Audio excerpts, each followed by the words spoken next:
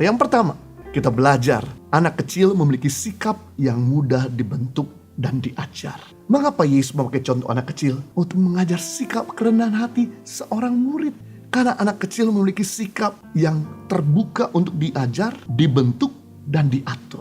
Matius 18 ayat 3 dan 4 lalu berkata, Aku berkata kepadamu, sesungguhnya jika kamu tidak bertobat dan menjadi seperti anak kecil ini, kamu tidak akan masuk dalam kerajaan sorga. Sedangkan barang siapa merendahkan diri dan menjadi seperti anak kecil ini, dialah yang terbesar dalam kerajaan sorga. Kata bertobat di sini artinya mau berubah. Sikap mau berubah dan sikap rendah hati merupakan sikap dan karakter kerajaan surga.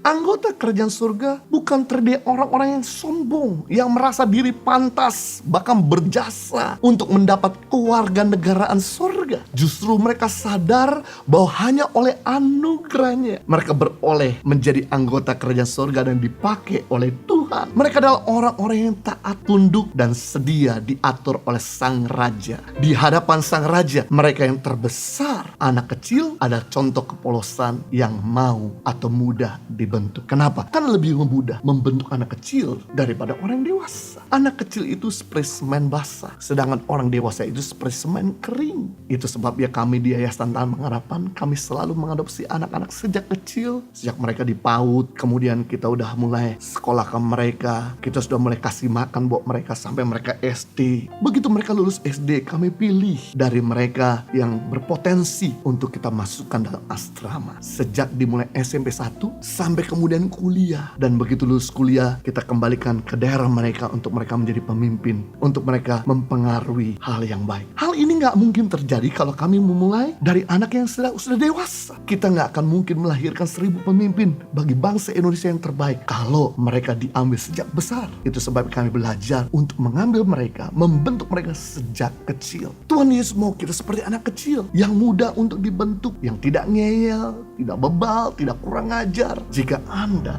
ingin menjadi yang terbesar, yang kita perlu lakukan saat Anda diproses, jangan berontak. Karena sikap ingin melawan bukan ciri karakter kerajaan surga. Kalau Anda jadi besar, tapi Anda tidak punya karakter, maka Anda akan jadi seperti Hitler, sombong dan kejam. Yang berikutnya, saat Anda buat kesalahan, dicebelah dan rendah hatilah untuk menerima masukan supaya Anda lebih baik. Karena king of success in the Bible, they were king of failure. Raja-raja sukses dalam Alkitab, mereka adalah raja-raja gagal sebelumnya. Tidak ada Yosua yang bisa masuk membawa bangsa Israel tanah perjanjian kalau dia tidak pernah dimentor oleh Musa selama 40 tahun. Tidak pernah dibentuk, tidak pernah diproses, tidak pernah dididik, tidak pernah didisiplin. Dan tidak ada Musa bisa mengeluarkan bangsa Israel perbudakan kalau dia tidak pernah dimentor oleh Yitro selama 40 tahun. Kita bisa melihat tidak ada Elisa tanpa Elia, tidak ada Timotius tanpa Paulus. Sama juga king of success in the world, they were king of failure. Orang-orang sukses di dunia ini,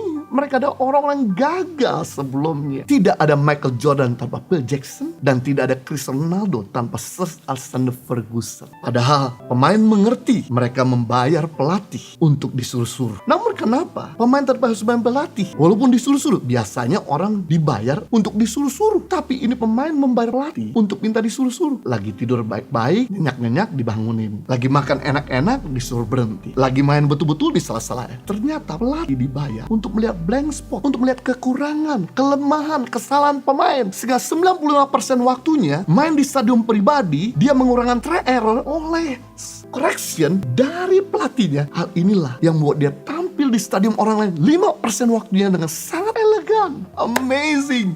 Dari hasil survei, orang besar atau pemimpin muncul 10% karena bakat. Mungkin karena orang tua jago memimpin, maka bakat kepemimpinan turun. Itu cuma 10%. Hasil survei, orang besar muncul 5% karena krisis. Mungkin karena orang tua udah gak ada, sebagai anak paling tua harus memimpin adik-adiknya, cuma 5%. Tapi orang hebat muncul dari hasil survei 85% karena dimentor. Makanya memiliki sikaplah seperti anak kecil yang dikoreksi, yang ditegur, gak mengeyel, gak marah, gak ngambek. Berikutnya, saat Anda sedang dibentuk, jangan marah supaya Anda dipakai Tuhan sesuai dengan rencana yang besar. Saya teringat waktu Daud mengalahkan Goliat. Betul, Karena penyertaan Tuhan yang dahsyat bersama dengan Daud. Tapi juga Daud mengalahkan Goliat. Dia mengambil 5 batu yang halus kecil dari sungai. Sebetulnya 5 batu tersebut sebelumnya bertahun-tahun yang lalu itu besar, runcing, kasar. Tapi karena benturan batu-batu yang lain, karena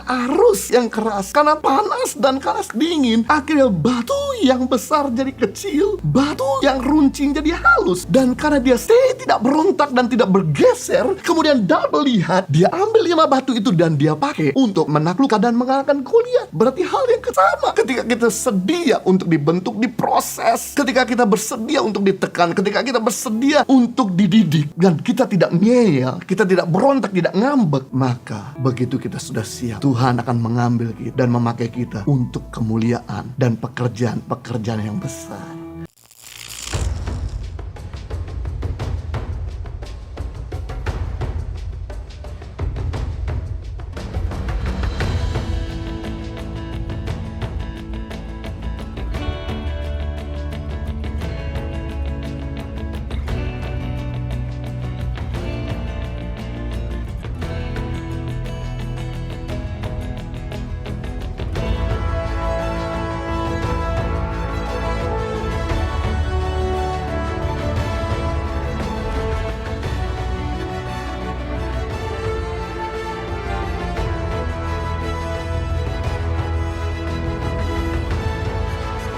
Cerita anak pedalaman dalam meraih mimpi dan mengejar cita-cita bersama Tangan Pengharapan.